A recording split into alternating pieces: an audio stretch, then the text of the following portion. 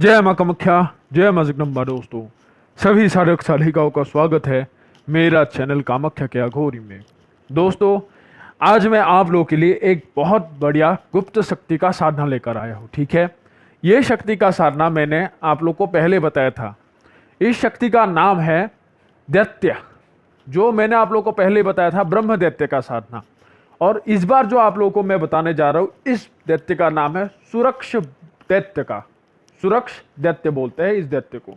ठीक है, अक्सर आप लोगों ने जो साधनाएं सुना होगा मेरा, कि यहाँ पे आप लोगों ने रात में करने वाली चीज एक बार सुना है। ठीक है, एक दफा ही सुना था, जो अंधेरे सवेरे में किया जाता है वो शैतानी हमजात का, जिसमें नक्श से हमजात को खड़ा किया जाता है। ठीक है, लेकिन इस बार जो ये सुरक्ष दैत्य का साधना होगा, ये भी आप लोग के उसी में ही करने वाला साधना है, जो सवेरे सवेरे उठकर आप लोग को करना होगा। ठीक है, और ये बहुत आसानी से ये दैत्य सिद्ध हो जाता है, लेकिन ब्रह्म दैत्य से इस दैत्य का शक्ति बहुत ज़्यादा है, ये याद रखना। ठीक है, और जो नया हम मेरा चैनल बना रहा है आप लोगों के लिए, जो निःशुल्क वहाँ पे तौर तरीका आप लोगों को बताया जाएगा, उसका लाइव क्रियाएं दिखाया जाएगा, उस चैनल का लिंक जो है वो वीडियो के डिस्क्रिप्शन बॉक्स में है, उसमें आप लोग जाकर देख सकते हो। ठीक है, मैंने यहाँ पे डाल दिया है, तो आप लोग देख लेना। तो बढ़ते हैं विधि की ओर कि सुरक्ष दैत्य का साधना कैसे किया जाता है, कितने दिन का होता है, और इस दैत्य से क्या क्या काम करवा सकते हो। ठीक है, दैत्य क्या चीज़ है वो मैंने ब्रह्म दैत्य के जो वीडियो है उसमें ही आप लोगों को बताया है कि शमशान में अलग अलग शक्तियों का एक सम्मिलित जो चीज़ों का वास्तविक एक जन्म होता है, एक शक्ति, 100 शक्ति अलग अलग मिलके जो एक शक्ति का उद्भव होता है, वो होता है दैत्य। दैत्य में अलग अलग 100 प्रकार के शक्तियों का सामर्थ्य होता है। ठीक है, तो बढ़ते हैं विधि की ओर कि इसको कैसे किया जाता है। सबसे पहला क्या होता है कि आप लोगों को सबसे पहले इस चीज को करने के लिए करना क्या है कि आप लोगों को गुरुवार के दिन जाकर, गुरुवार के दिन आप लोग को जाकर एक बांस का जो पेड़ है, वो बांस कोई छोटा इतना बड़ा ना हो। ठीक है, छोटा बांस हो, जैसे जिससे बांसुरी बनता है ऐसा छोटा हो। हमारे आसामी भाषा में बिजली बांस बोलते हैं। तो जितने भी है, तो वो छोटा जो बांस है उसका जैसे उसको बीच में काटा हो, बस उसके जो नीचे का भाग है वो लेके आना, जिसमें आप लोग उसका जो गुड़ होता है ना, जो नीचे वाला हिस्सा होता है जहाँ पे उसका जड़े होता है, वो वाला हिस्सा चाहिए। कम से कम आपके कमर तक इतना लंबाई हो, इतना सा एक बांस उठा कर ले आना। जैसे कई लोग ऐसे बांस उठाकर लाकर उसको गाड़ देते हैं, तो नए बांस भी उग जाते हैं, और उसमें से एक वहाँ के बहुत सारे बांस भी उससे उगने लग जाते हैं। तो एक बांस आप लोग को ऐसे लाना है, उसके जड़ के साथ, जड़ के साथ लाकर कोई अच्छे से जगह में, जैसे मान लो कोई खेत है, किसी पेड़ के नीचे अच्छे से वहां पे गाड़ दो। ठीक है, पूर्व की दिशा की ओर मुंह करके आप लोग को उसमें गाड़ना है। गाड़ने के बाद आप लोग को जैसे उस बांस को निमंत्रण देके आना है कि कल मैं आपको पानी देने के लिए आऊंगा। ठीक है, ऐसे निमंत्रण देके उसको उठाया हुआ बांस को भी ऐसे बोलना है। ठीक है, बोलने के बाद आप लोग को करना क्या है, अब मैं बता रहा हूं, वो ध्यान से सुनना। ठीक है, जैसे ही आप लोग का सूर्य उदय होता है, ठीक है, सूर्य उदय होने से पहले आप लोगों को कुछ क्षण पहले उठ जाना है। ठीक है, नींद से उठ जाना है। उठने के बाद आप लोग को करना क्या है कि जैसे ही सूर्योदय हो गया, उस समय में आप लोग को ये क्रिया करना होगा जिस समय सूर्य लाल होता हुआ है। ठीक है, जैसे लाल हुआ होता है उस समय में आप लोग को ये क्रिया करना होगा, तभी ये क्रिया सफल होगा। और जिस समय में ये होता है, तो उस समय आप लोग को पहले ही तैयारी लेना है। उसके बाद करना क्या होगा, एक तांबे का पैसा होना चाहिए। एक तांबे का पैसा, उसमें एक कोई सा भी पहले दिन एक आप लोगों को वहाँ पे कपड़ा वहाँ पे दान करना है, वस्त्र दान करना होगा। उसमें ही एक आसन देना होगा। आसन कैसे देना है, क्या करना है, वो विधि विधान मैं आपको समझा दूंगा। यहाँ पे वो देने का नहीं है, क्योंकि आसन को देने में एक मंत्र होता है जिसको बोल के आसन को दिया जाता है। उसके बाद एक लोटा जल है, जो उस जल से आप लोग को वो बांस के जहाँ पे आपने वो गाड़ा है उसमें थोड़ा सा पोछा लगाना होगा। ठीक है, वो पोछा लगाना पड़ेगा। उसके बाद एक हर दिन आप लोग को जवा पुष्प लेना है। ठीक है, अभी देखो अंधेरे सवेरे की बात है, अगर उसमें जवा पुष्प खिला हुआ हो या फिर थोड़ा सा मुरझाया हुआ हो, उसका कली हो, जैसे भी हो, बस उसको फूल होना जरूरी है। जवा पुष्प, लाल पुष्प, तो एक लाल जवा पुष्प लेना है, और जो तांबे का सिक्का है, एक मिट्टी के कटोरी लेना है, और एक लोटा जल लेना है। ये वस्तुओं को आपको सामने रख लेना है। वो क्रिया कैसे करना है आसन देने का, वो नियम मैं यहाँ पे नहीं बताऊंगा। जो साधक करेगा साधना इस साधना को, उस साधक को बताया जाएगा। तो ये सामग्री ले जाने के बाद आप लोगों को जल को, आसन वासन देने होने के बाद आप लोग को जल को लोटे से लेकर पूर्व दिशा की ओर मुंह करके सूर्य की तरफ देख के जो दैत्य है, दैत्य मंत्रों का सिर्फ आप लोगों को 9 बार जप करना है और उसमें आप लोग को जल डालना है, ठीक है।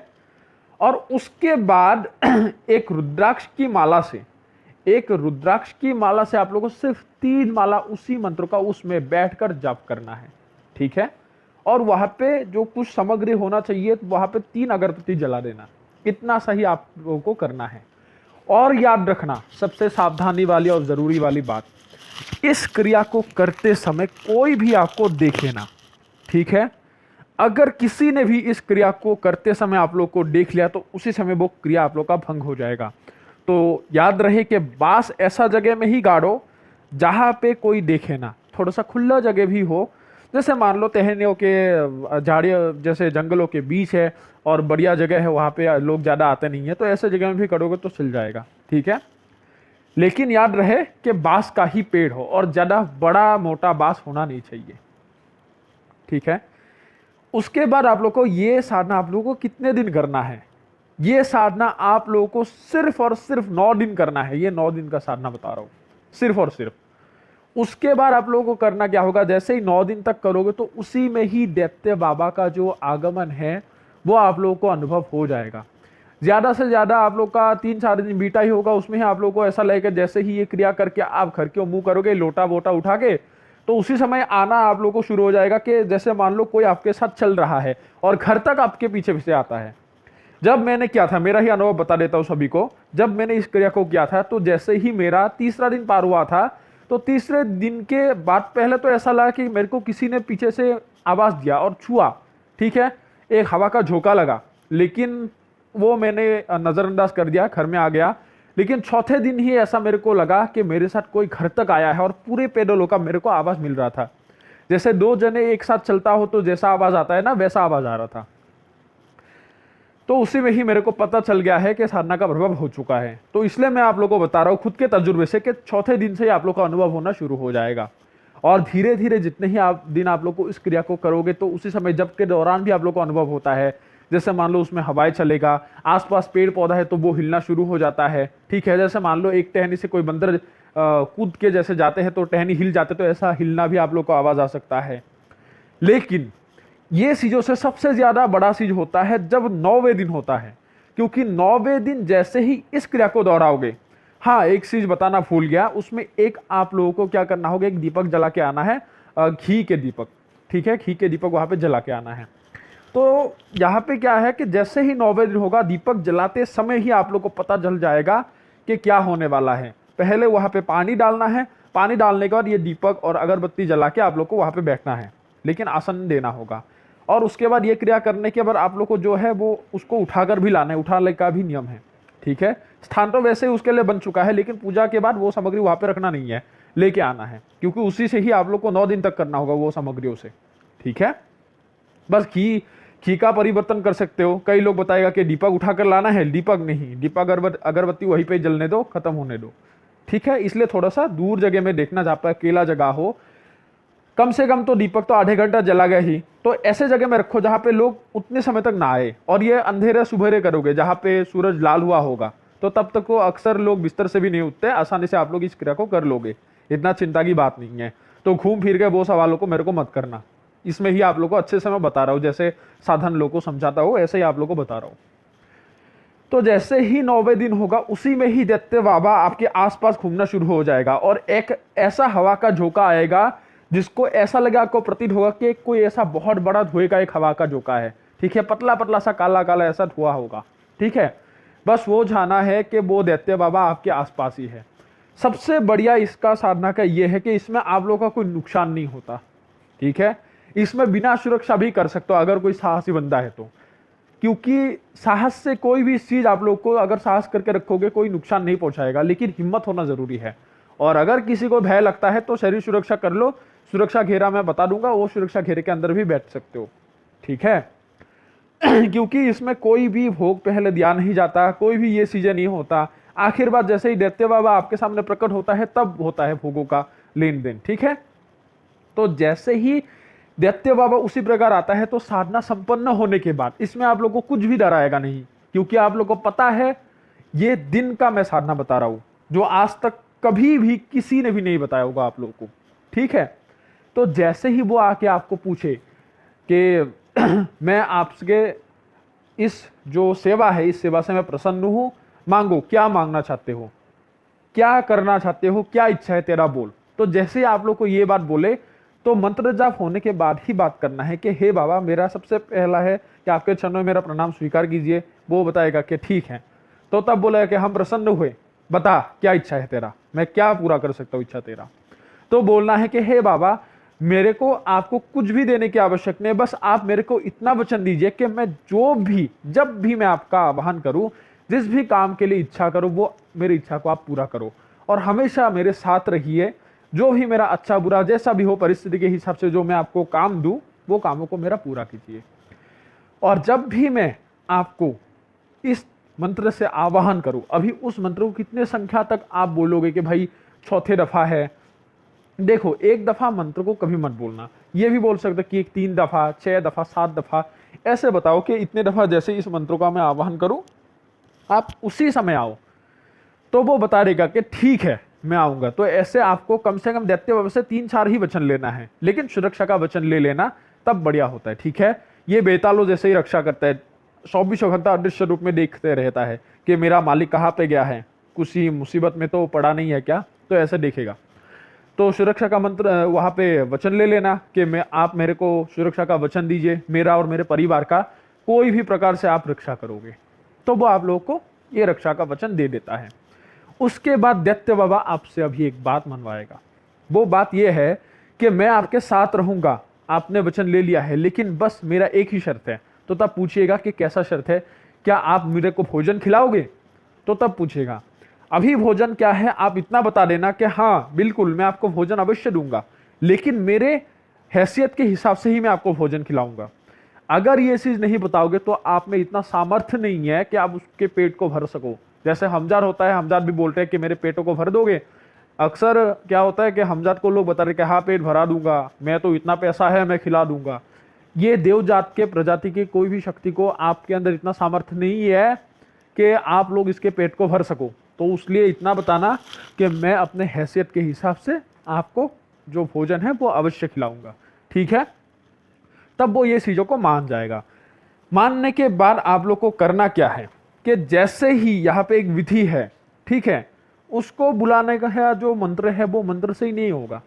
इसका एक छोटा सा कारण है कि जो वहाँ पे बास है, जैसे आप लोग का उसके साथ डील हो गया या फिर समझौता हो गया, उसके बाद वो आपसे आदेश मांगेगा तो आदेश दे दो, वो दैत्य वहाँ से चला जाएगा, ठीक है। जब भी किसी भी काम के लिए आवश्यकताओं के लिए बुलाओगे तो वो आ जाएगा उसी समय। आपका 9वें दिन ही कार्य संपन्न हो ही जाएगा किसी भी हालत में। मैं आप लोग को ये लिख कर देता हूँ, दावा ठोकता हूँ 1,01,000% का। कई लोग बोलते हैं ना गारंटी दो, आज मैं गारंटी दे रहा हूँ इस साधना को करो, तब पता चलेगा। तो जैसे ही ये चीज हो गया, होने के बाद आप लोगों को करना क्या है, जो बांस गाड़े थे आप लोगों ने उस बांस को एकदम नीचे भागों में पूरे जड़ के ही नीचे में काट के आप लोग को लेके आना है। उसके बाद जैसे आपके उंगली हो गया, जितना उंगली आपका लंबा है उतने ही लंबा उस बांस का कोई एक टुकड़ा काट लो। ऐसे उसके बांस के जितने भी टुकड़े हैं वो बन के अच्छे से सोने की तरह संभाल के रखना, ठीक है। उसका एक नियम है, दैत्य भी आएगा लेकिन शर्त यह है कि जिस बांस का पूजा आप लोगों ने किया था, जैसे कमर तक या फिर थोड़ा सा ऊपर तक आपने काटा था, उसी बांस का जितने भी टुकड़ा हो वो टुकड़े को आप लोग को संभाल के रखना है। वो एक टुकड़ा आपके हाथ में रहेगा या फिर जहीं पे भी जाओ उसको लेके जाओ, ठीक है। उसका क्या होता है मैं आपको बताता हूँ। इस चीज से ये लाभ होता है कि कभी कभार आपका कोई भी दुश्मन आपको अचानक मारने के लिए आया, ठीक है, आप उसको अभी जब ही करोगे या फिर आप गोली ही खाओगे, ठीक है। जैसे मान लो कोई आपको गोली मारने के लिए तैयार है, आप कहीं पे जा रहे हो, तो उसके लिए तो आपको पता नहीं है कि आपको कोई गोली मारने वाला है, फिर आपको चाकू ही मारने वाला है पेट में। तो वो बांस का टुकड़ा अगर आपके पास रहेगा कि जितने भी 1000 दुश्मन आपको बुलाया उसके पास जाओ, तो वो बिना बुलाए वो दैत्य आपके पास आ जाएगा, बिना आह्वान किए, बिना मंत्रों के जाप किए। इसलिए इस बांस का टुकड़ा होना आपके पास बहुत आवश्यक है। घर के किसी भी इंसान के या फिर घर में ही वो चीजें रहेगा तो घर में कोई भी तंत्र नहीं कर सकता। इस बांस की थोड़ा सा टुकड़ा किसी के भी ताबीज में भर के दे दोगे तो उसका जिंदगी सफल हो जाएगा। ठीक है, तो ये बांस बहुत महत्वपूर्ण है।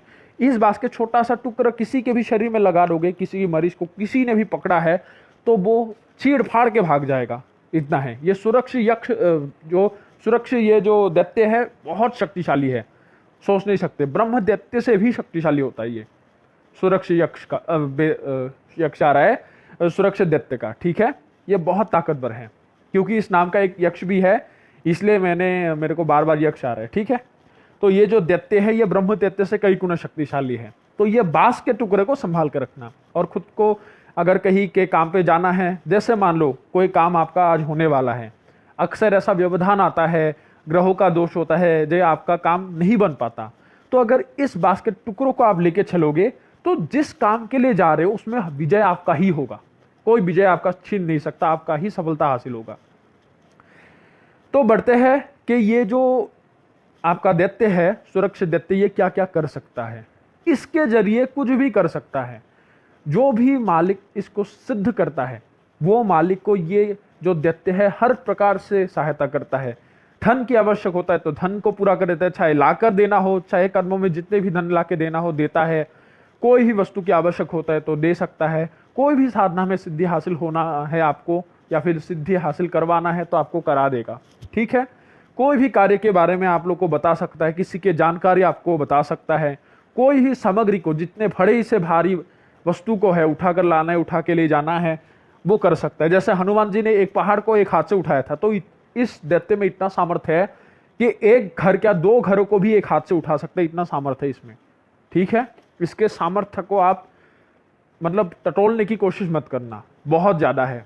और ये दैत्य के हाथ में बैठकर आप दुनिया के सैर कर सकते हो, कोई भी जगह में जा सकते हो। कंधे में भी बैठा कर आपको कहीं पे भी घुमा सकता है, कहीं पे भी ले आ सकता है, ले जा सकता है। ठीक है, ट्रैवलिंग कर सकते हो। उसके बाद आप लोग को बहुत सारे गुप्त विद्याएं चीजों के बारे में सिखा सकता है, जड़ी बूटियों के ज्ञान बता सकता है। ठीक है, बेमौसम फल ला के दे सकता है। उसके बाद शतकर्म के हर कर्म को ये कर सकता है। और सुरक्षा के मामले में बहुत जबरदस्त है। मतलब एक ही है कि देखो, इस दैत्य का जितने भी आवाहन करो, लेकिन घर के अंदर रहकर जब आवाहन करोगे तो एक दिक्कत जरूर होगा कि पूरे घर को हिला कर वो आएगा। जैसे मान लो किसी के ये जो टीन होते हैं ना, उसके छत टीन से बना हुआ होते हैं, तो उसमें धड़ धड़ धड़ धड़ ऐसा आवाज करके ही आता है। ये ऐसा लगेगा कि पूरे नीचे से भूकंप आके आपके सामने प्रकट होगा अभी। तो ये दैत्य ऐसे आता है, उसका स्वभाव ही है। और ये दैत्य जो होता है ये जमीन से थोड़ा सा ऊपर रहता है, ये याद रखना है, थोड़ा सा ऊपर रहता है। क्योंकि ये दैत्य इसलिए रहता है क्योंकि जैसे ही वो जमीन में पग धरता है तो जमीन के अंदर फंस जाता है, वो दबा हुआ होता है, दब जाता है जमीन के अंदर। इसलिए इस दैत्य का शक्ति और भार बहुत ज्यादा है, इसलिए दैत्य थोड़ा सा हवा में ही खड़ा हुआ होता है। ठीक है, वो हवा में ही विचरण करता रहता है दैत्य, ये जमीन में पग नहीं धरता है।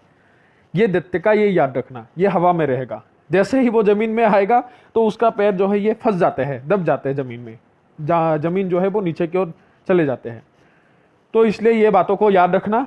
तो अगर कोई भी साधक को ये साधना करना चाहता है तो हमसे संपर्क कर सकता है। ठीक है, और रही बात ये चीज़ों की, बता दे रहा हूँ कि घूम घूम के मेरे को सवाल मत करो। और पहले ही बता दे रहा था मैं कि मेरे को फ़ोन करने से पहले मैसेज करो, इजाज़त लो, मैं आप लोगों को समय दे ही देता हूँ। तो उसमें क्या दिक्कत है, बस इतना सा मेरा ही बात सुन लो आप लोग। ठीक है, समय लेकर मेरे को बात करो, कोई दिक्कत नहीं है। और अगर किसी साधक को यह दैत्य का ट्रांसफ़र लेना है तो हमारे पास ट्रांसफ़र भी उपलब्ध है, आप लोग को दिया जाएगा। ठीक है, और ट्रांसफ़र का जो समय होगा इस दैत्य को 6 दिन में आप लोग को ट्रांसफ़र किया जाएगा। ठीक है, नया चैनल शुरू हो चुका है। ठीक है, आप लोग जाकर लिंक में वहाँ पे देखो, डिस्क्रिप्शन बॉक्स में वहाँ पे दिया है, उसका जो लिंक है डिस्क्रिप्शन बॉक्स में चेक कर लो, आप लोग को मिल जाएगा, उसमें आप लोग जुड़ सकते हो। नए चैनल को आप लोग सब्सक्राइब कर देना। जिस तरह से आप लोगों ने इस चैनल को प्यार दिया है उसी चैनल को भी आप लोग प्यार देते रहना। ठीक है, तो अभी आप सभी से विदा लेता हूँ। जय मां कामाख्या, जय मां जगदम्बा।